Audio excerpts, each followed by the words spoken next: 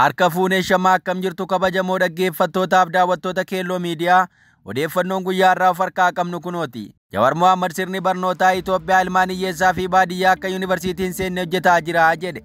Dhimmi sirna baruuf barsiisuu Itoophiyaa keessaa ijoo dubbii ta'ee jira. Inumaa manneen barnootaa Oromiyaa keessaa 553 guutummaatti barataa hin dabarfanne jechuun gabaasni dhiyaataa jiru dheekkamsa guddaa miidiyaa hawaasaa irraan kaaseera. Jawar Mohammed Facebook isaa gubbaatti maxxansaa irra katabeen sirni barnootaa biyyattii kufaa akka jiru himeera.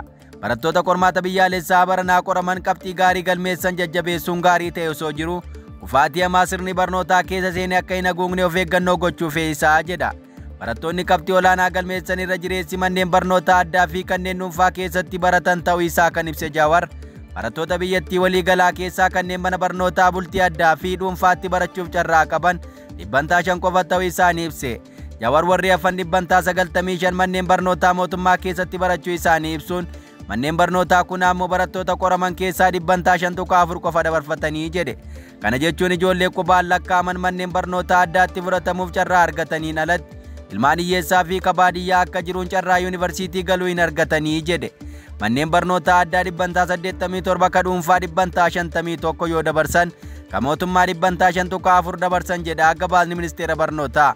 Maddii garaagarummaa kanaa qulqullina baruu fi barsiisuutii ka jedhu Jawar qulqullinni baruu fi barsiisuu ammoo ga'umsaa fi baay'ina barsiisaa dhiyeessa meeshaalee barnootaa fi baay'ina barataa daree tokko keessa jiraniin murtaa'aa jedha. Garaagarummaan bal'aan qabxii qormaataa armaan olii kunis qulqullummaan manneen barnootaa mootummaa akka malee gadi bu'uu isaa agarsiisaa jedheera. Kanaaf ammoo sababni xiyyeeffannoo fi leecalloo manneen barnootaa mootummaaf dhiyaatu akka malee gadi bu'uu isaa ibseera. Baajeta mootummaa keessaa akka bara barnootaaf ramadamu ka dur 26 ture bara darbee keessa garuu 16 gadi bu'uu isaa agarsiiftuu kanaatti jechuun yaada isaa kenne.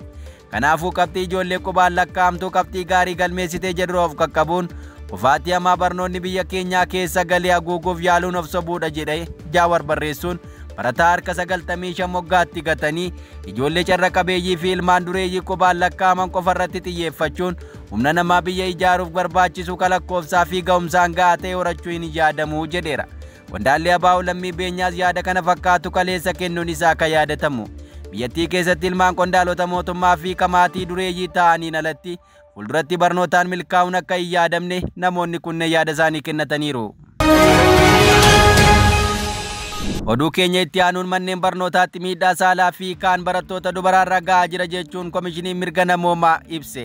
Manneen barnootaa kutaalee biyyattii adda addaa keessattuu naannoo Amhaaraa fi Oromiyaa keessatti doorsisnii fi sodaachisuu fi qoccolloon saalaa barattoota dubartootaa irratti raawwatamaa jiraachuu komishiniin mirga namoomaa Itoophiyaa mirkaneesse.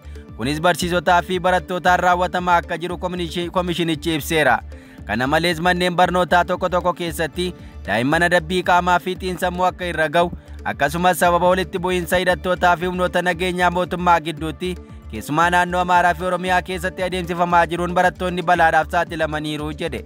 Argannoon kun kan ifoome komishiniin mirga namoomaa Itoophiyaa manneen barnootaa mootummaa fi dhuunfaa naannolee kanneen akka Finfinnee, Affaar, Amhara, Gaambeellaa, Oromiyaa fi kibba Itoophiyaatti argaman irratti manneen barnootaa barattootaaf mijatoo ta'uu fi dhiisuu akkasumas haala qabiinsa mirga namoomaa barattootaa walqabatee hordoffii taasiseeni. Haaluma kanaan fulbaana 2 bara 2025 argannoo fi yaada dhiyaate irratti qooda fudhattoota waliin Finfinneetti marii taasiseera. Marii kanatti irratti ministeerri barnootaa hooggantootaa fi bakka bu'oonni biiroolee barnootaa fi faayinaansii fi dinagdee naannolee akkasumas dura bu'oonni manneen barnootaa akka hirmaatan komishinichi kaleessa fuula miidiyaa hawaasaa isaa gubbaatti beeksise. Komishinichi manneen barnootaa hedduu keessatti barattoota haala mijataa hin taanee fi humnaa ol walitti baay'atanii akka baratan manneen barnootaa hedduu keessatti kiliinikoonni fayyaa jiraachuu dhabuun meeshaalee gargaarsaa jalqabaa dhabuun hanqinni ogeeyyii fayyaa rakkoolee sirna baruu fi barsiisuu danqaa jiran keessaa isa tokko ta'uu hubachiise.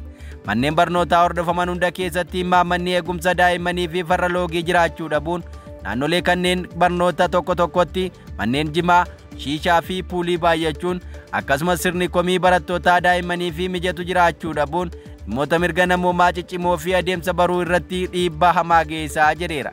Komishiniin mirga namoomaa Itoophiyaa daa'imman barnoota mijataa fi mirga namoomaa kabajuu akka argatan xiyyeeffannoo barbaachisa jechuun ibse.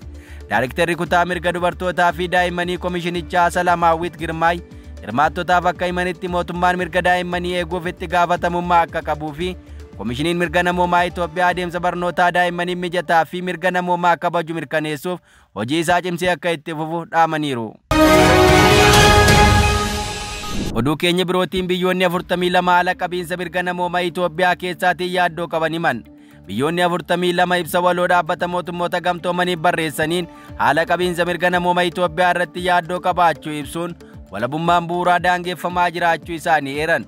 Itoophiyaa keessatti danqaawwan mirga yaada ofii bilisaan ibsachuu, karaa nagaa walga'uu fi waldaa ijaaruu, yeroo dhiyootti dhaabbilee hawaasaa siiviikii sodaachisuu fi hojiirraa dhorkamuu dabalatee miidiyaalee fi gaazexeessota walabaa ta'an sodaachisuu irratti yaaddoo qaban kan hubachiisan yoo ta'u, taateewwan akkanaa irratti qorannoon iftoominaan akka gaggeeffamu gaafataniiru. Ajjechaa fi miidhaan namoota nagaa, dararaa haala hamaa, dirqii dhabamsiisuu, sababa malee qabuu fi hidhuu, akkasumas haleellaan bu'uuraalee lammummaa irratti raawwatamu, dabalataan qocolloo guddaa saalaa fi koorniyaa irratti hundaa'e qooda fudhattoota adda addaatiin raawwatamu hatattamaan akka dhaabbatu gaafatanii jiru. Keenya birootiin fiifaan himata Itoophiyaan dhiyeeffatteef deebii kenne. Tapha gulaallii waancaa addunyaaf Kaayirootti taphatame hordofuun himata Itoophiyaan bulchiinsa kubbaa miilaa addunyaa fiifaaf dhiyeessiteef dhaabbatichi deebii kennuu Federeeshiniin kubbaa miilaa Itoophiyaa ibse. Federeeshinichi ibsa kaleessa miidiyaaleef kenneen tapha gulaallii kana irratti deeggartoonni Masirii faarfannaa alaabaa biyyattiif kabaja dhabuu isaanii fi carallaa fiifaadhaan ifatti dhorkame ija taphattoota Itoophiyaa irratti ibsuu isaanii ilaalchisee komii jiru xalayaadhaan dhaddacha dhimma seeraa fiifaaf beeksisee turuu isaa ibse. Ibsa kana akka kennan obbo Baayiruu Xila'uun itti gaafatamaa waajjira Federeeshinii kubbaa miilaa Itoophiyaa himata Itoophiyaan dhiyeeffatte kanaaf fulbaana 10 bara 2025 deebii kenna jedhamee eegamaa turuu dubbatan. Obbo Baayiruun fiifaan deebii isaan dhimmichi qabxii taphaa kana hordofee argame jijjiirsisuu akka hin taane beeksisuun gama naamusaan garuu ija bulchiinsa seeraa kubbaa miilaa addunyaa murtee seeraa fudhatamu koreen naamusaa fiifaa Federeeshinii kubbaa miilaa Itoophiyaa akka beeksisu ta'a jechuun deebii kenneera jedhan. Itoophiyaan himataawwan lameen kafii dhiyeeffattee turte akkaataa dambii fiifaa keewwata 19 lakkoofsa 2 muraacaa fi dambii fiifaa keewwata 16 lakkoofsa 2 muraa'ee irratti hundaa'uun ture. Itti gaafatamaa waajjira Federeeshinii kubbaa miilaa Itoophiyaa obbo Baayiruu Xila'uun Federeeshinichi murtee fiifaa akka hordofus dabaluun dubbataniiru. Kan Itoophiyaan himata irratti dhiyeeffatte taphni gulaallii waancaa addunyaa fulbaana 5 bara 2025 Kaayirootti gaggeeffame injifannoo Masiriin 2-2 goolabamuun isaanii yaadatama. Oduu keenya birootiin humnoonni Israa'el gudeeddii fi haleellaa saalaa biroo raawwachuu gabaasni UN mul'ise.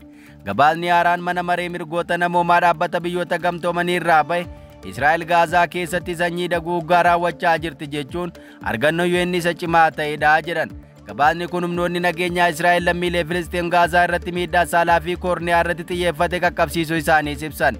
Kunis gochoota gudeeddii, miidhaa salquunnamtii fi haleellaa saalaa biroo kanneen miidhamtoota irratti miidhaa qaamaa fi sammuu garmalee geessedha jedhan. Gabaasni kun akka jedhutti miidhaan saalaa uummata irratti raawwatame kun qaama tooftaa bal'aa adabbii waloo uummata Filisxeem guutuu cabsuu fi xiqqeessuuf kaayyeffate ta'uu ibseera. Dabalataanis humnoonni Israa'el tarkaanfiiwwan dhalaa dhorkuu hojiirra oolchuu isaanii bira ga'uuf haleellaa kilinika haala hormaata dhala namaa irratti hojjetu guddachaa Gaazaa irratti raawwatame kaasuun saamuda miciree dhala namaa gara 4,000 barbadeessuu gabaasichi eereera. Egaa dhaggeeffattoota Kelloo miidiyaa odeeffannoon guyyaa irraa harkaa qabnu kan gammaa dhaggeeffattan ture. Qophii hafe waliin turtii gaarii.